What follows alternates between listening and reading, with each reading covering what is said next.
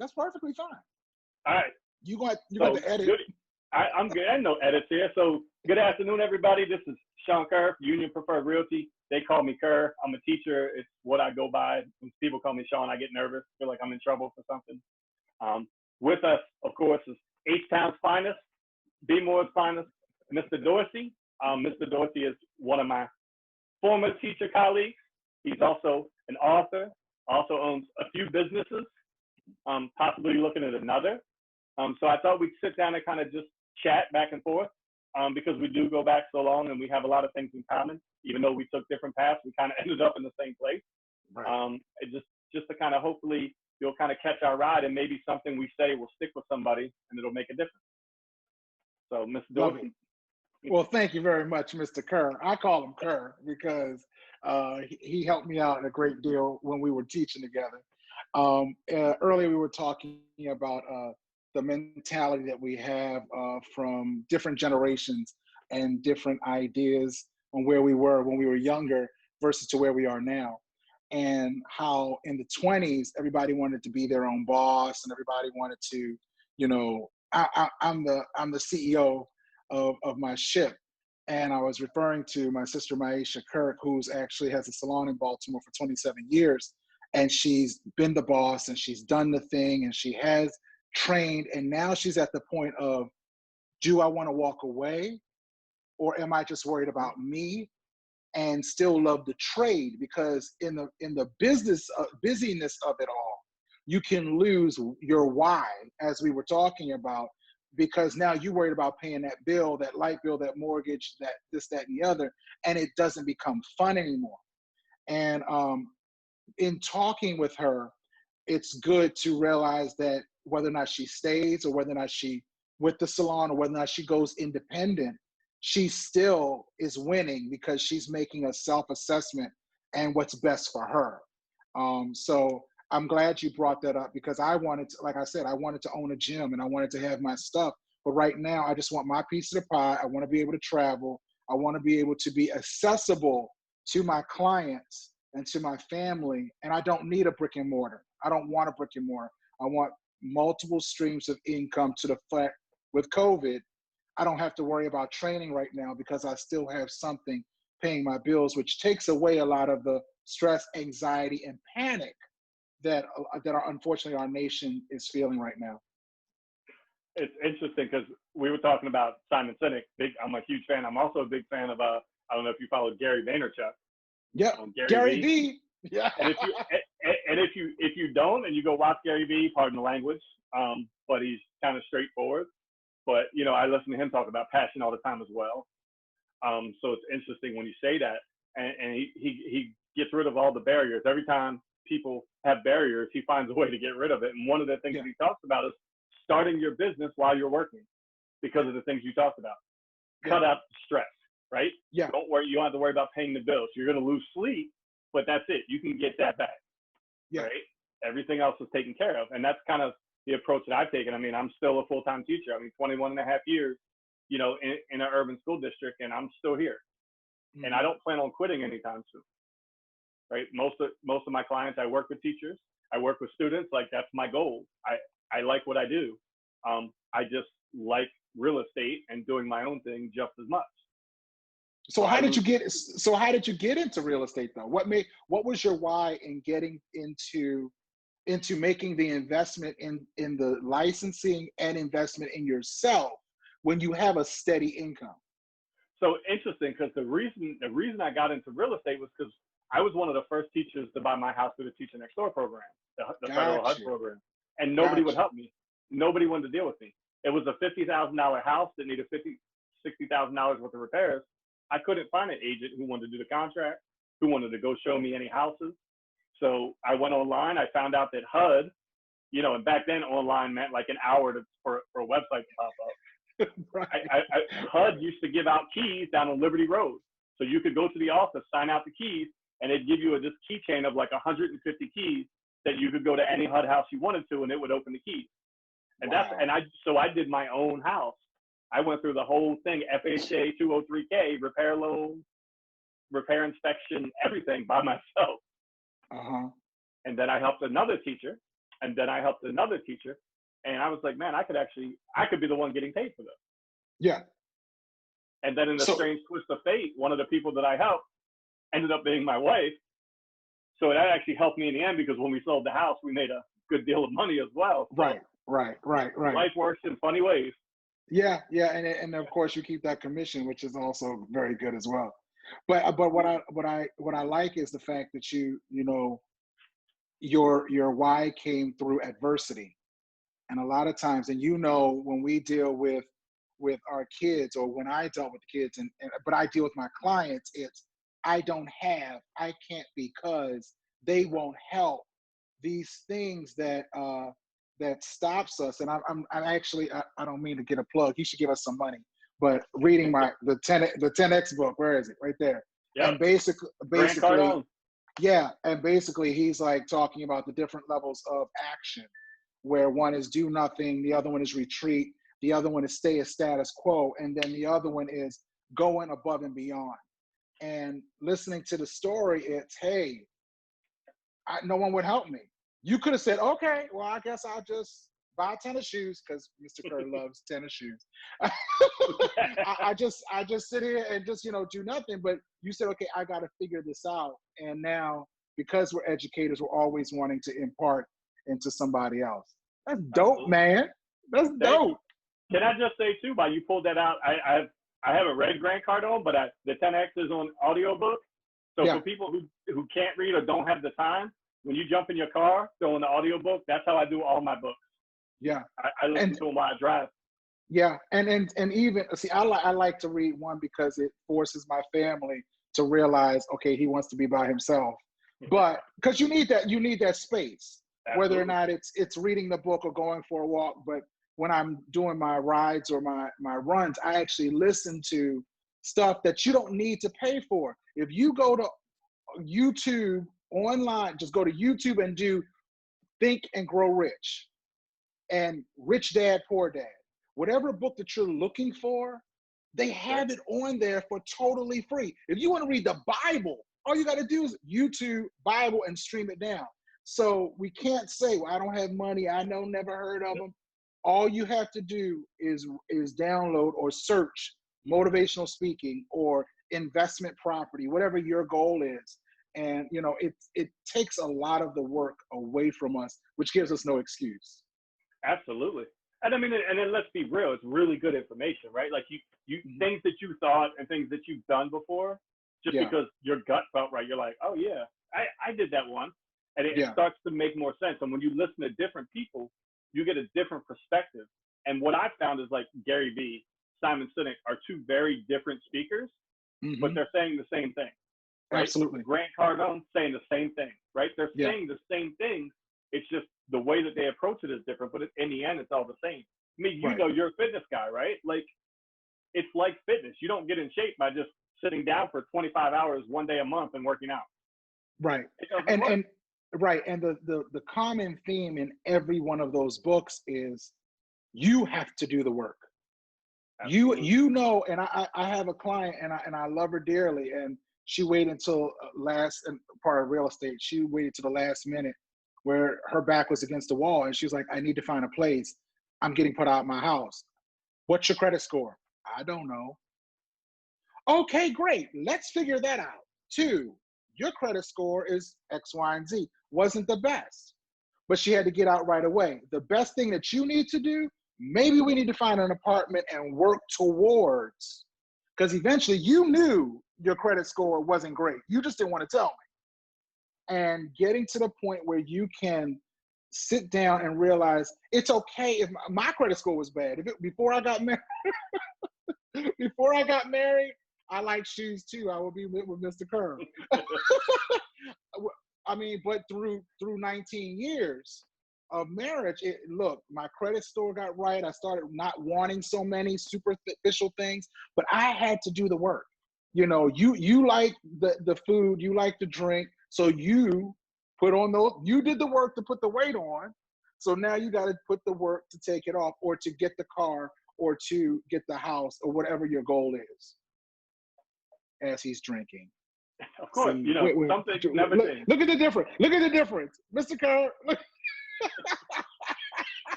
Some things never change. See, That's okay, brother. That's I do what okay. I do.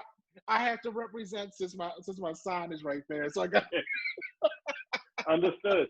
It's funny that you say that, because I actually just put up a repost today of something I said a couple years ago when I first started my team after dealing with somebody about credit and stuff. Like, it's like people think it's like buying a car where you just go in and I want the house, and so what financing companies do you work with? Let me sign that after I get my contract for the house. And they don't understand all of the other things that are involved. Credit score being huge, no late payments being huge, too much credit being overextended is huge. You can't have $75,000 worth of credit cards and expect too much. right. And I think a lot of that started back in college, where you go out and as soon as you get down to the bookstore, there's the credit card table, and they give you $500, bam, and homecoming's coming, and I don't have to pay for it until X, Y, and Z. You pay 2 or 3 good times, then they extend you, and next thing you know, you're behind in your payments. Now your credit's being messed up. Or if I have a grant, or if I have a loan, and then I get the refund, I can spend this refund, and then I didn't finish school, or I finished school, now I have to pay. Wait a minute, how did I get $50,000 in school loans? Financial literacy in my opinion, needs to be in the curriculum of every student walking around. And it's not just because, I say so. It's because I really that was my why. I didn't know that I had choices when it came to my car loan when I was younger. I can walk in now and say, I want that car. I'm not putting anything down, and I need it washed. And I'm not gloating. It's because now I'm coming in with financing. I'm coming in with a decision, and I know the game. You need to sell me this car more than I need to buy that car from you. And it's a major mind game that unfortunately a lot of our children don't see. A lot of our people and our adults don't see as well. Absolutely. It's funny because as I read a lot, watch a lot. One of the things that they were saying was, parents who own houses, the kids are 10% more likely to own a home. Like 10% is a big number. Like that's a huge deal. And then when you look at when they talk about net worth, the last numbers I saw was, the net worth of a renter is like $9,400, and the net worth of a home buyer is like $195,000. Yeah. I mean, it's there. And then the average or the median price across the United States of a house, $200,000. There's your difference. Yeah, absolutely. Absolutely. Right? Absolutely. Go ahead. I was just going to say, it's those kind of things. I mean, I was fortunate when I started because I knew that I was teaching. And so I wanted to be careful with how I spent my money. So when I bought my first house through the program, I went through the program because I didn't want to spend a lot of money. And what that enables me to do, because I still own that house and now I rent it. That's another stream of income. That's a whole nother topic. Right. But I still own that. I was able to refinance within the first 6 months and put my student loan in the house. So that saved me not only interest, but it also saved me a payment every month. And then I was able to, when I bought my next house, was I an agent then? I was an agent. So I got a really good deal. Then I was able to take that money, put it on my third house, and then I made a little money off of there. And now I'm at what we hope is our forever house. I was able to use what I've learned to bounce my way up, right? Because I didn't have any money. There was none. Right. You talk about credit cards in college. I might have had one. Right? Because like you said, they were everywhere. They weren't even at Loyola, they weren't even at the bookstore. They were like in the middle of campus, like out front of the main building. They were, because they knew, you're a college student, you qualify. Why do I? And you look back like, why do I qualify? Like, what were you thinking? I can't do business with people. Fresh meat. I can't do business with people who give me a loan back then. Like, I don't trust you. Yeah, absolutely. Absolutely. Hired me. You gave me credit. What's wrong with you? But exactly. It's funny, like you said, the things we learn now, like, and if we can give some of that information out, because it's there. Like you said, YouTube, it's there. You can YouTube anything. Anything. It's so funny, the things that you can find. You know, I was looking at doing stuff on a vehicle, and you can get as specific as you want. You can go engine, you can go size of the engine, you can go part numbers. I mean, it's there. It's no excuse, right? Right. People just don't want to educate themselves. We talk about a why. I mean, I've done a lot of work around Simon Sinek and a lot of self-reflection, and I'm all about educating people, right? And helping people make informed decisions. You know, that's my job. That's what I do in school, obviously. With students, I don't necessarily need students to get every single piece of content, but I want them to get all the information they can from everybody, not just me, and make an informed decision throughout your life. Like, that's what do we used to tell our kids? I mean, we used to say, think. Yep. I mean, think outside the box. And trust me, I love a good outfit, and I love a good shoe, and I love a great car. And I'm at the point, you know, where I'm now looking like, which car is going to get me the most miles per gallon? I don't even care how fast it goes, because now I realize every time I put money in that gas tank, I'm actually taking it out of my wallet. You know, unless, of course, I'm going to go show a house, then we write that off. But there's a lot of things that we take for granted when we were young. And I was blessed. You know, my dad, we lived in an apartment all of our lives, but it wasn't because he couldn't afford it. You know, we're from the west side of Baltimore. I got to give my little west side shout out. But, you know, he worked in Dundalk. So he wanted to get something close to the port. And my mom was like, oh, we're not going to do that. So we stayed in an apartment on the west side. But that didn't mean we get to ball out like most people do. We didn't have a flashy car. We didn't have this. He kept saving his money to the point that he was able to buy them a house in Albuquerque in cash. And because he knew eventually he was going to buy a car, he was going to buy a house.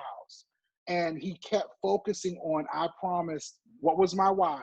My why was, I'm going to get this house for my wife. And and he thought outside the box. Being that my mom is from New Mexico, that was eventually going to be their forever home. So he was like, okay, when it comes around, I'm going to buy it. And he had the accessibility to do it. And getting to the point of, we may not have it in our plan right now, but as long as it's a goal. I always tell people around me, I say, if it's in your mind for more than 90 days, it's worth considering. But if it's not, if you forgot about it after 90 days, then you just saved yourself a lot of time, money, and effort. And a lot of times when it comes to our kids, especially with youth, you know, everything they see, they want, from Instagram to TikTok to everything. But getting them to understand and open up their minds to this right here can actually yield X number of thousands of dollars, even 10 years away. It's hard to do, but it's not impossible. And you know, and they're looking at people who don't do that, right? I mean, you have parents we have a lot of adults that we work with that we know that we deal with that don't do that, you know? Yeah. We were talking about people trying to buy houses without the credit because they don't understand that if you have a bad credit when you buy a car, you know, they say, oh, okay, you can't get 5%, we'll give you 9%. Right, you know, right. Real estate isn't quite that same way because they're locking you up for 30 years. They want to make sure that you can pay. And so, you know, you can't just go buy a house just because you want one. So that's part of that long range planning that you're talking about. Like, it's a long range goal. And people have to understand that. It's important. You have to. Huge. Absolutely. You know, and we talk about net worth. I think, you know, when we talk about net worth and we talk about equity and we talk about all those things, I mean, I think this is part of what's missing, right, is the education. And it's being put back in, it needs to be put back in the school system because people aren't getting it. If your family doesn't understand it, they can't teach you. And that's not their fault because they grew up with somebody who didn't understand it. And they grew up with somebody who may or may not have understood it. Or in a lot of cases, may not have had that opportunity. You know, you're talking redlining and bank loans and things like that. I mean, there's all kinds of issues. But somebody in your family never even had that opportunity. Yeah. And what do you do now? Right. And then they dismiss it as if it's not worth me to figure it out. I'm good. And it's like, yeah, you good, but there's also another book, From Good to Great. Hmm. And making your life to the point of, if you could, and I always just say, if you could live anywhere, where would you live? And people couldn't think outside the box. I never thought that I would be in Houston. It was never in my top 10 of places to live. It just happened that a friend moved who I went to college with, and it was nice here.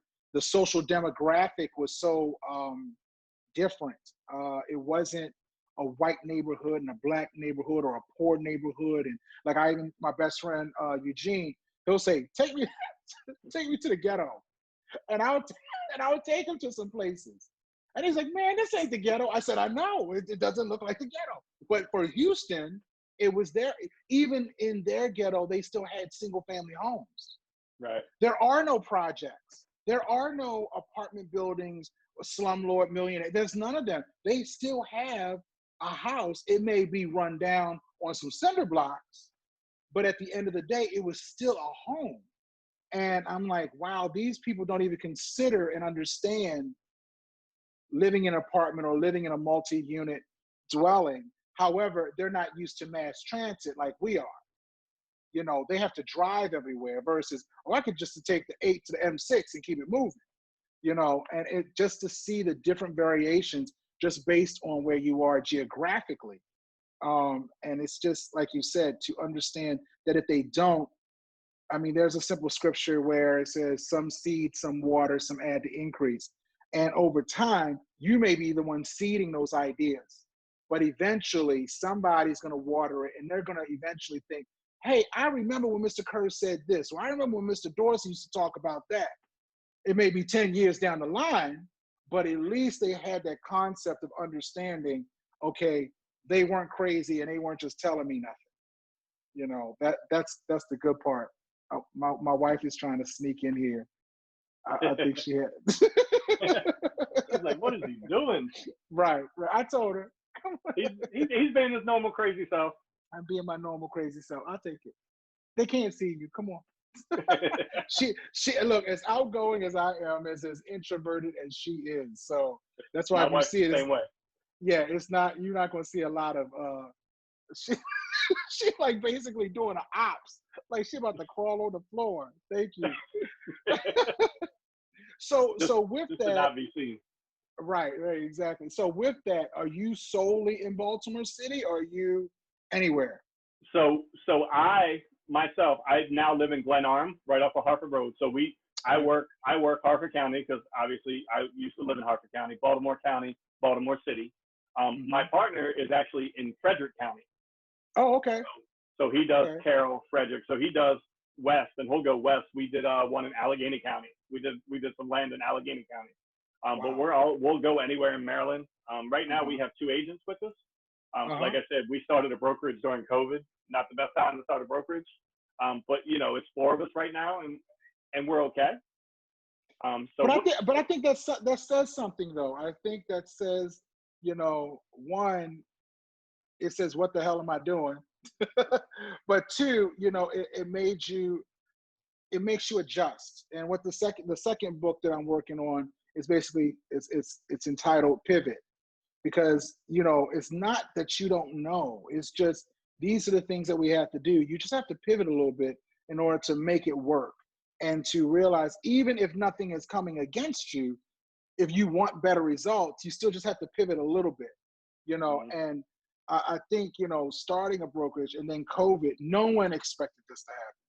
Right. But if you can withstand this, when we come out of this, it's going to be, it's going to be a lot of chaos, but it's going to be more for those people that kept chugging along. And I tell people, even in my videos, I said, if you don't come out of COVID with something, and I'm not talking about the disease, I'm talking about a skill, something that you wanted to do, a project that you wanted to work on. If you could not have done this in the 3-4 months where we had to sit down and do nothing, something's wrong. It's not time. Because people are like, oh, I don't have enough time. I don't have enough time. You were sitting on your tail for about at least a good month. Yep. Or at least engaging in a different way, whether it be virtual. And that's what I had to do with my clients. I have to realize like, okay, that doesn't stop it. I have to do Zoom conferences, you know, finding different ways to making it work. Yep. And it's funny because even one of my inspectors will do a Zoom conference. He'll go out and do the inspection and then Zoom with them afterwards and take them through all the pictures and video and stuff if they don't feel comfortable with going to the house, which is interesting. But, you know, it's true. And I think some of us business-wise, we talk about planning, just like when you start your bit, like you have to plan. And so, you know, I've been fortunate, you know, you have a broker that's probably fortunate. If you plan this out, you know, you don't plan for this, but you plan for things. Yeah. I mean, we're in a good position. We'll still be around in 6 months. If this doesn't last, if this doesn't end, please let it. But if this doesn't end until April of 2021, like with the Google employees, you know, it's okay. We'll be okay. You know, we positioned ourselves. We like what we do, and we put ourselves in a position that we can get through, and we're still here. Yeah. So, you know, it's nice to look at that. Again, it goes back to the planning. We've learned to plan. Unfortunately, it's taken me to get older. Yeah. But we've learned to plan. Right. I know you say. That's the only reason I want to cut it. It's all the great. Yeah, you have to plan, right? You have to, and you have to, you know, you said it best. I think I knock on wood and I give thanks, but I used to joke about my wife all the time. And you used to remember about how cheap she was. But she's exactly like my father. I mean, my father was cheap. My father did the same thing, bought the same thing. You don't need it. But then when a catastrophe happened, it was right there. And one, I thank God for that. But two, it taught me that every time I get even a tip from my clients, or even if I get a bonus from my gym or whatever, I don't need to spend it right away because I've already made provisions to what I need anyway. Like there are apps and stuff where, like for instance, if you have Aetna, there's an app called Htown. And Htown it's a workout. It's not a workout app, but it's an activity tracking app. So they give you points every day for you to work out. And then upon the points, like I got 30,000 points, I can buy gift cards from Best Buy, Amazon, any place, health-wise, or even Adidas and Walmart. But guess what? That's free money. Absolutely. You know, I would never have known that. It's like, start identifying what's important and say, okay, I wonder if they have something for this where I can get some money about it. You know, you have to start thinking frugal in order to make this money. People don't want to front money if they got money.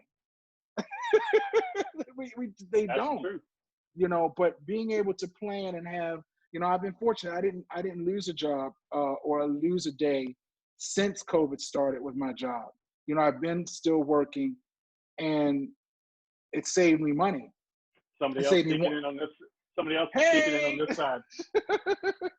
We'll be doing done the same soon. thing. Creeping through the door, trying to.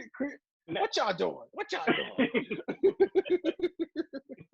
But yeah, understanding that you have in this society, you have to have multiple streams of income, and you know everything can't be paid by cash. And yes, you will have to pay your taxes, and that's another conversation in itself.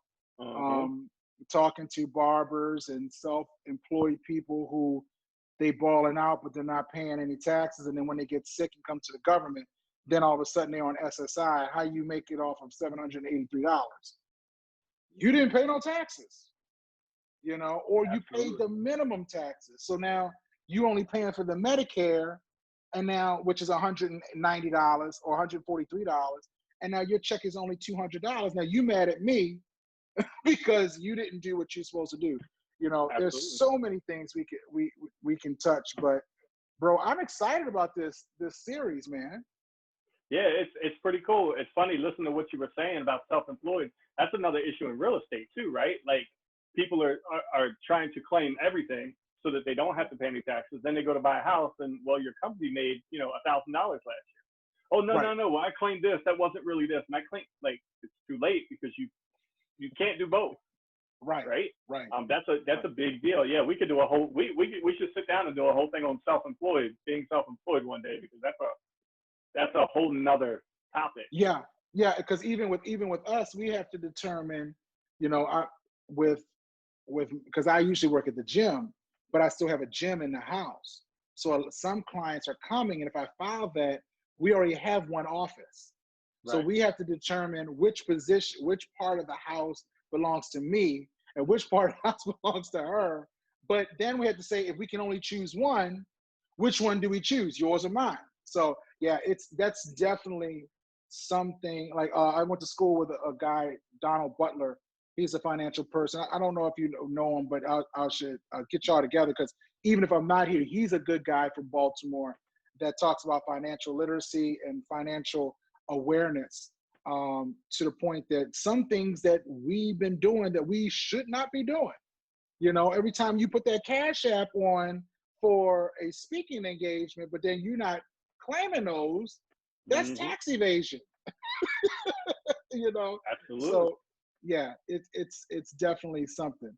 I'm excited for you, bro. Thank you. I'm glad you had time. I don't want to keep you for too long, but Uh-huh. I'd like, it's just something that, with you, like I said, I'd like to sit down with you more often. And Okay. I'd like to have you on with some other people, right? I'd like, because you have a background as well, that you could offer some things to some other people as well. I'd like to get young entrepreneurs on here talking Yeah. about what they're doing. It's not just about real estate. Real estate is what we do, but it's not the Yeah. only thing we do. And I'm Yeah. able to do real estate because I do everything else correct. This is true.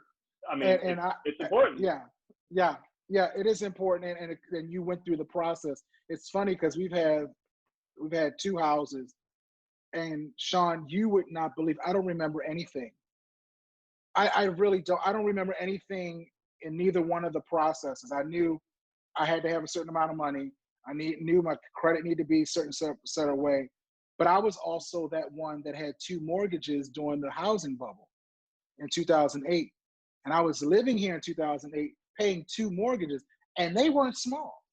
And Right. I'm sitting here like, what am I gonna do? Like, I'm confused. I mean, I was literally lost. I knew it was gonna work itself out, but I just didn't know the what and Mm-hmm. didn't know the how. And one thing I really pray that you instill in some of the young people, that, and you hear it all the time, you fail forward, and understanding you're supposed to fail.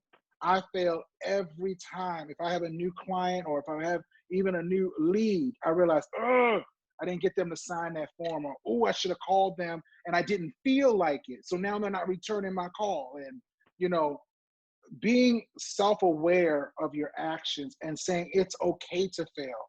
It's okay to Absolutely. realize, if real estate is nothing but to sell this house right now, I'm okay.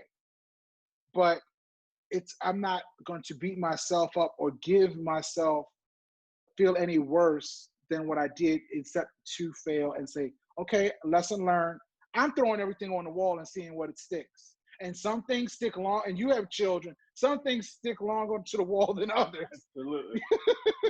And being able to tell these anybody at any stage, and I say young, I'm talking about young in the game. I'm young in the game. And right now it's hard because I'm quick to say I don't know, but everybody hustling like, yo, you better get it. Okay, you better look at this and keep it moving. But anybody that's young in the game, it's okay to fail forward, and it's okay to fail. Get up, try it again, do it again.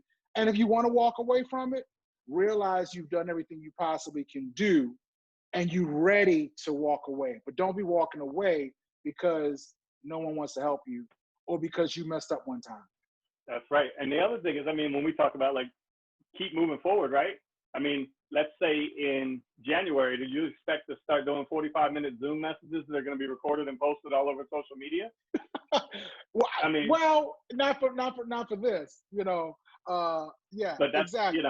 we Yeah, go with the times, right? And yeah, some people are going to watch this video and they're going to be like, oh, this idiot, and they're going to talk about me and they're going to leave nasty comments. And oh, well, yeah, like, it is what it is. But I can look at yeah. those comments and I can say, okay, I should have done this. I should have done that, right? I can Right, use that to help me get better. right, right, That's right. what we do. Yeah, and learning from people like my niece, she has 30,000 followers. Like, On what? TikTok, she got No, TikTok. on Oh, okay. Instagram, and I'm like, did you buy these? Like, did you pay for it? Like, no, I didn't buy these. They follow me.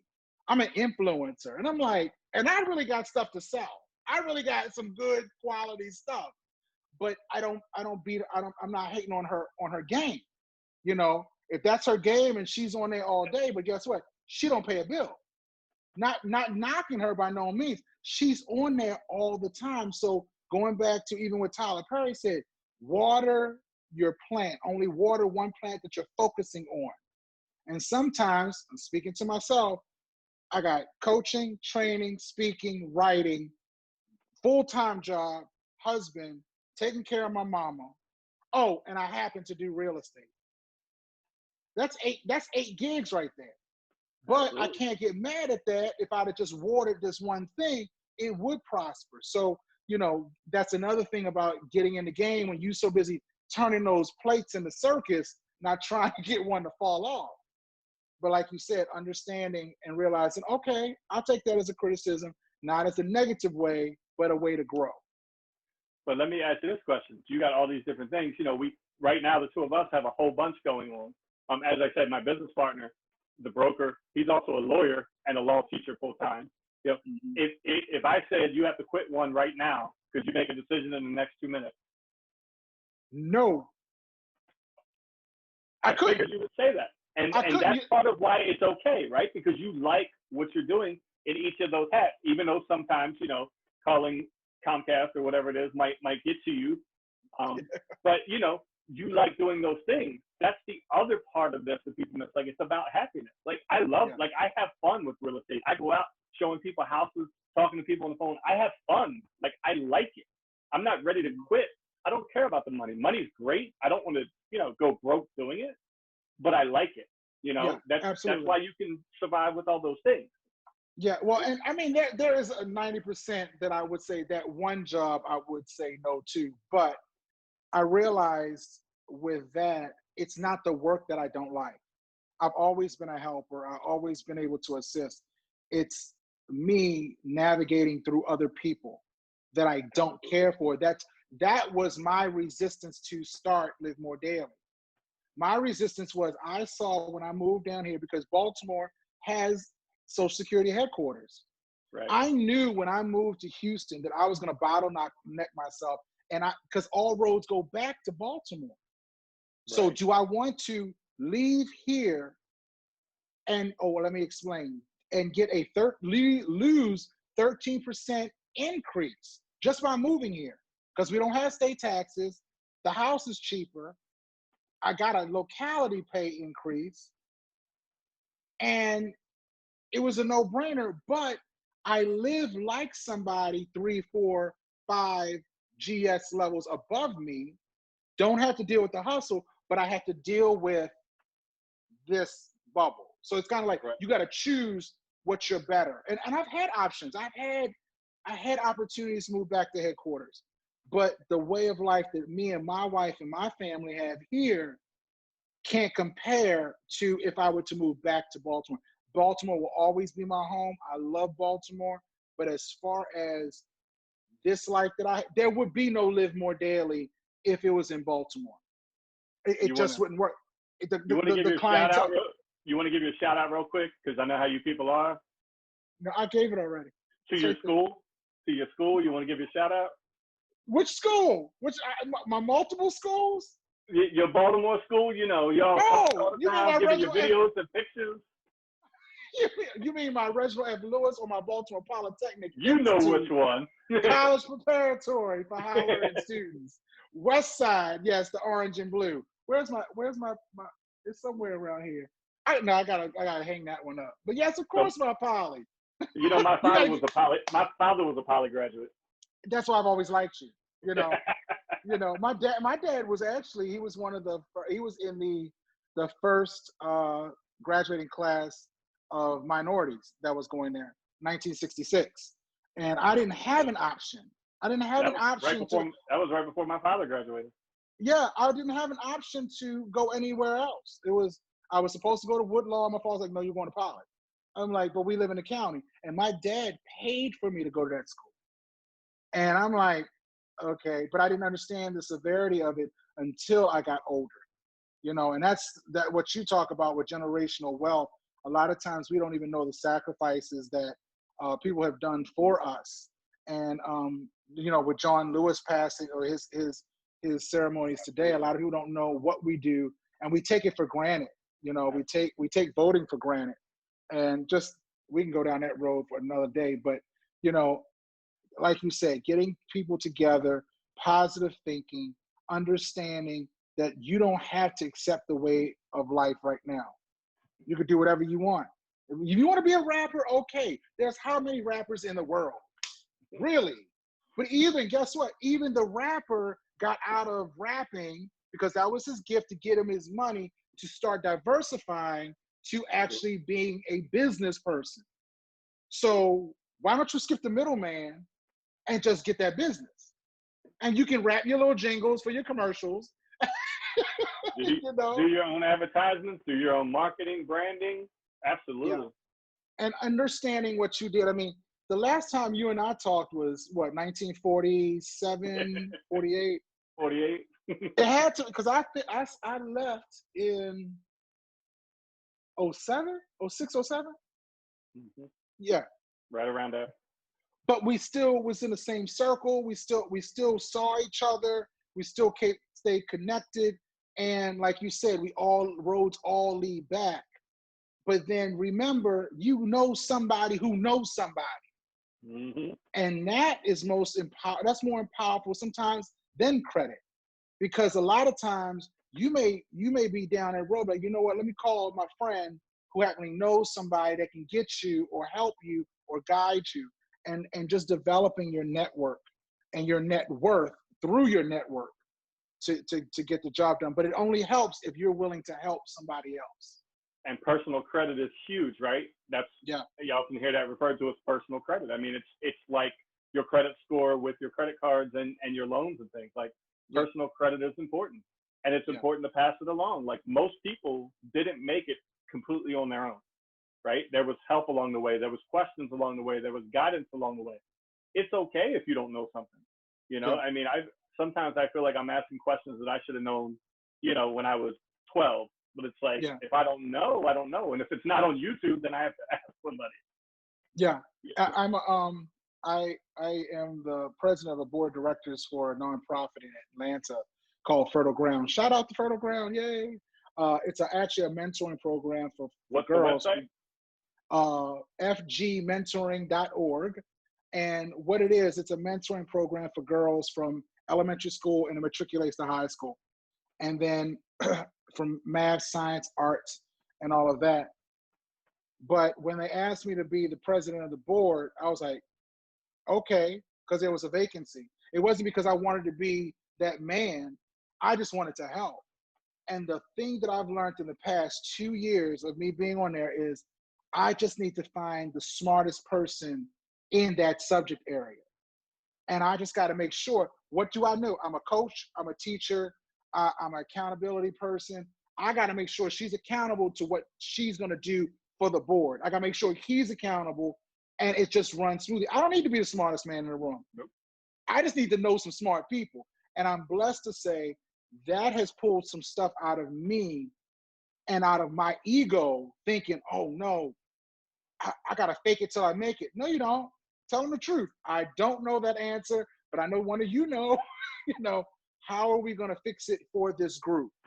And like you say, just being able to be real with yourself, to realize that you don't know. I read slow and I'm an author. Go figure.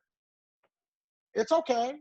But what I read, I keep, understanding yourself and being honest with yourself is the best gift you can give yourself.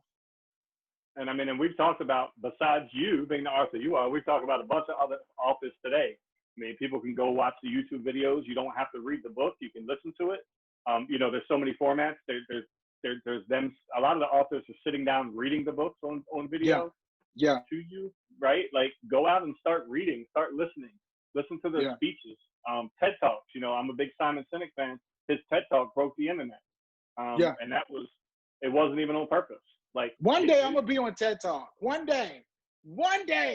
You heard me first, ladies and gentlemen. I'll be on TED Talk. Let me know. I'll be there. You're absolutely right. I mean, and it doesn't need to be long. Again, Napoleon Hill Think and Grow Rich is one of the most boringest books when it comes to audio, because the guy is just, However, if I know it's okay to listen to 30 minutes while I'm walking. It's okay when I'm going from point A to point B. No one's telling you you have to stay on YouTube, though a lot of people stay on YouTube all day looking at other stuff. But 10%, just take 10% of your day and say, okay, I'm gonna designate this 20 minutes in the morning, 20 minutes at night, and I'm going to listen to a subject area that I want to focus on. And that's all you need, because eventually your body, your mind is going to want more. And eventually you start knowing, like, well, I didn't listen to this for about an hour. You got to give yourself some accountability, and then realize if they need accountability, that's what we're here for. You know, we're here so they can make it to the next level, that they get good credit so they can go to you to buy the house, whether or not they're a teacher, and be able to say, okay, I listened to Mr. Kerr and he helped me get my first home, or he led me to somebody to get my credit fixed, so now I can get the home. You know, it just takes a couple minutes. And I always tell people, if you got a school, especially because my first clients were teachers, and when it came to training, I said, if you have a school, you have no excuse, because you talking about, I can't go out, it's hot, my hair going to sweat, I can't do. You can walk around the school. But you rather go to your girlfriend's classroom and talk gossiping about somebody. We all have what does Oprah say? We all have the same time, and I think Gary Vee said it too. We all have the same 24 hours in a day. It's what we're doing with it that's going to make it work. Because when he told me he didn't get no Saturday off, he didn't get no weekends off when he was in high school in his 20s, I was like, I can't say nothing. I can't say too much of nothing, because he put in the work. I remember those days, right? And now I'm working smarter. I'm still a hard worker, but you know, we're working smarter, and I think there's no shame in working harder either. Doing what I did gave me a background for what I want to do now. Like, I understand what hard work is. Like, before this video, I was outside landscaping. Oh no, you need a phone number? I could actually get you somebody to do that. Oh no, I don't mind the work, right? I like to be out and working sometimes. I don't do it. I don't do everything all the time, but it's one of those things where I'll go out and I'll get that done because it keeps me moving. I like to keep moving. It's therapeutic. Yeah, it's therapeutic. Like to sit still. And one thing is for sure, like the last 4 months, 3-4 months have been about sitting still and finding things to do. Yeah. Because we are quarantining, right? I have 3 children. I have my mother-in-law live with me. Like, we are literally quarantining. That's what we're doing. We're playing it safe. And, you know, people have comments about that too, and that's fine. How would I feel if we went somewhere and one of my kids got sick? It's easier for us just to stay where we are. Now, I'm fortunate in that we talked about my real estate has gotten me to a place where I'm sitting on 2.5 acres. I have a pool. I have an electric car. I have solar panels. You know, I have a huge play set. I have land to run around on. We're next door to a farm. We're right next to the big Gunpowder River. Mm-hmm. Right. So we have, I have a lot of things that I've been blessed with that I'm lucky to have. But a lot of that was planning too, right? Like you, my wife, the ultimate budgeter. One of the things that she's taught me that I've used in business is she likes separate pots, right? You talked about budgeting. Everything comes from its own pot. So business has its own pot. Her salary has its own pot. My salary has its own pot. Here's where each of those things go, and whatever's left can go together.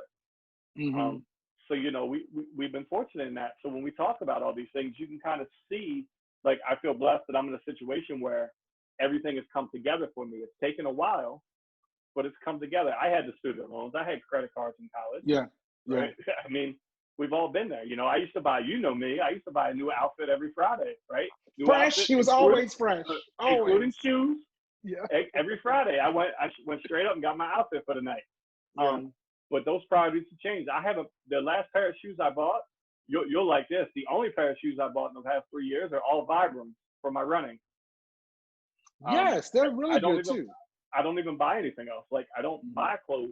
This is what I wear. I have all business stuff, tax deductible, but that's what I do. I'm not buying clothes.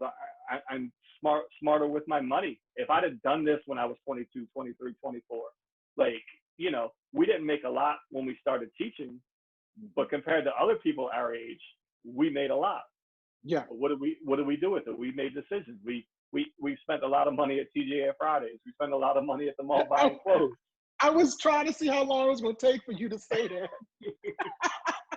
I was waiting. I was like, let's see if he's going to bring that up. Yeah, absolutely. Well, absolutely. True, right? Yeah. It's where we are. So. And see, with us, it's funny you say that because, and that could be a male, and I'm not saying male as far as chauvinistic, but back in the day when I was, you know, ministering in Baltimore, it was when I said, well, my wife deals with the finances, it was like, oh, what do you mean? And I'm like, my wife is gifted in that.